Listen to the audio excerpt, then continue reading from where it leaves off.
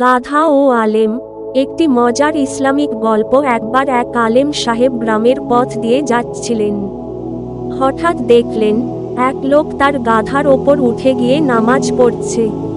আলেম সাহেব অবাক হয়ে বললেন, ভাই, আপনি গাধার পিঠে বসে নামাজ পড়ছেন কেন? লোকটি উত্তর দিল, হুজুর, আমি তো সব জায়গাতেই আল্লাহর ইবাদত করতে পারি। গাধার পিঠে হোক বা মাটিতে, ইবাদত তো ইবাদতই। আলেম সাহেব হেসে বললেন, হ্যাঁ ভাই, ঠিক বলেছেন। তবে এক সময় এমন হতে পারে, গাধা নামাজ শেষে আপনাকে মসজিদে নিয়ে যাবে আর বলবে, এই লোকটাকে ইমাম বানান, এ তো আমার পিঠেই নামাজ পড়ে। সবাই শুনে হেসে উঠল। গল্পের শিক্ষা, ইবাদত অবশ্যই করতে হবে, তবে তা যেন সম্মান ও শালীনতা বজায় রেখে হয়। যেখানে যেমন উপযুক্ত, সেভাবেই ইবাদত করা উচিত।